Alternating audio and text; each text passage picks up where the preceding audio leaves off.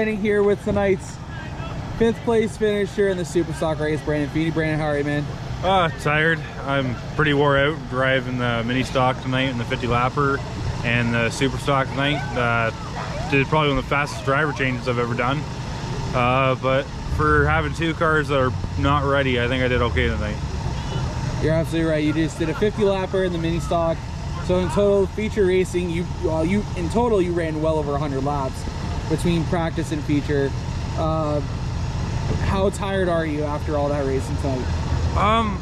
The adrenaline's up right now, so I'll find out on the way home. I'm going to sleep good tonight. The mini stock was actually harder to drive for the 50 laps. I was actually cooling off in the Super Stock with the fan blowing on me. It was real nice. So thank God Tom built a good car. You just talk about changing the fastest driver change you've ever done. What exactly are you talking about? Walk us through what happened there. So if you guys weren't here at Peterborough Speedway, you missed out on free admission night. But I ran the 50 lap race, and right after the 50 lap, there was no intermission between the Super Stock cars and the mini stock. So I literally parked the Neon in the middle of the driveway here and jumped into the freaking Super Stock, and I think they were actually still waiting for me when I was already there lined up. It was quick and crazy, couple minutes to really get you changed over, but you had a couple great guys to help you get settled in, help you get your belt set up, help you get the window net up, even get the car lined up. Even getting the car lined up, absolutely. Quickly go over the races and talk us what happened in the middle and in the mini stock race to start with, and let's go to the Super Stock. So the mini stock started with chaos right in 3 and 4. I had a guy spin in front of me, and I don't know if the camera just died.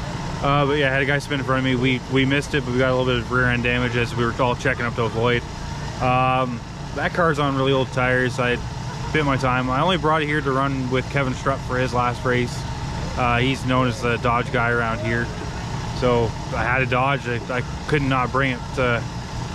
So there was a lot of chaos. There's going to be some good footage on the Jomo Media channel coming up soon of me not seeing Rex until the last possible second. And me not having a mirror all night because the mirror wasn't aimed at anything particularly that well. Then we jumped into Super Stock, and I forgot that these new tires don't have enough grip, so I just sent it in the first few corners and got up to 4th from, I think I was 9th starting spot? 7th. Got up to 4th, was running up there, was starting to catch up the leaders. Then we had a horrible yellow that put me on the outside for a restart, and I fell back to the back again. I think I fell back to 7th or 8th. Yep. And drove back up to, I think, 4th. Yeah. Had another yellow, which they put the car before because they passed me before the lap of the caution. So just bad luck for me, but ended up finishing 5th tonight, and I don't think we put much more than a scratch on each car. So I can go back to trying to get these things done instead of just doing some maintenance. Who do you want to thank for getting you here tonight and for on both cars? Well, not Chris Tubman, but I gotta thank Liquid Molly. They've been helping me out big time. I gotta thank my boss, Auto Tire and Safeties, Corth ATV Association. I have a few more sponsors that were supposed to be coming back on. We're just finalizing all the details and stuff.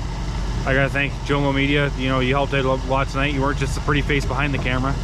And maybe we'll do something like this and get some videos on the podcast soon too for mine. And why don't you shout out your podcast as well here? Well, I'm not good at shouting the podcast, but yeah, we're working on it. So I'm hopefully going to have episode number 5 out soon with the Feeney call. And the giveaway, I don't know when this is being released, but the giveaway for the Nathan Detweiler is still live until the next episode is released. All right. Anyone else you want to thank for getting here tonight? Yeah, I got there's not many sponsors on the car right now. Hey You's normally helping me out. Octavius Co-op kid. Graham at work, that I call Grammy because, well, I have a U and a me. Yeah, Chad Strawn actually lent me parts just so I could be here tonight. Like, the racing community is great, so hopefully we get a few more sponsors and get this car dialed in and start going for wins again. All right, man. Thank you, Brandon, for hanging out with us tonight. We enjoyed having spending time with you, and hopefully we'll do this again soon. Thanks, buddy. I hope you enjoyed being a crew guy again. Felt weird, I'm gonna be honest. Crew guy and video guy all at once. Next time I need to get Jacqueline over here to I think we need to get her to man the cameras if you need some help again. Man, the cameras, we could just put her in the drive. You know what, maybe we need to put Jacqueline on the radio. No. What do you say, Brandon? Do we trust Jacqueline to spot for you? Absolutely not. I didn't have a spotter tonight, so that's another thing is people don't realize I don't run spotter. This is the most crew I normally have is 1 or 2 people if I'm lucky. And so realistically, even if she's on the radio, I've been told about puppies and stuff before in the middle of the track. So I think we'll be fine with Jacqueline on the radio. Ooh, Chinese lantern. Ultimate squirrel moment.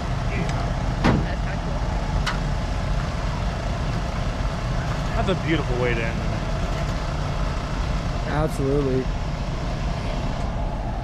No, I'm gonna be honest, the one kind of funny thing we did here is I was standing up in the crowd with Jacqueline over here, and every time Brandon would get himself near a wreck, all Jacqueline would hear is check up, check up, check up, check up. And Jacqueline, of course, looks at me and goes, he can't hear you. It worked. I didn't hit anything. Don't argue with the results. Before we go, I do want to ask you, there was a wreck in 1 and 2 in the mini stocks. You got so high, I even was questioning where the heck you were going.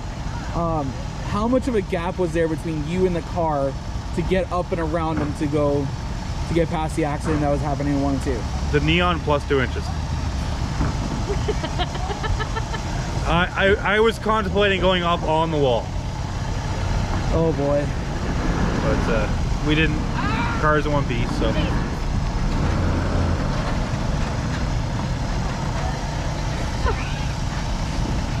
Jacqueline had the squirrel moment this time, not me. Taylor was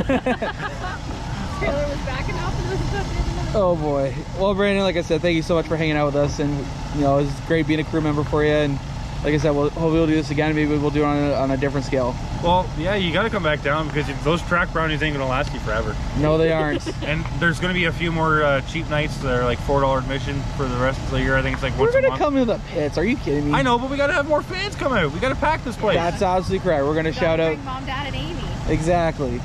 All right, man. Thanks so much, eh? Thanks, brother. True North Racing. Let's go.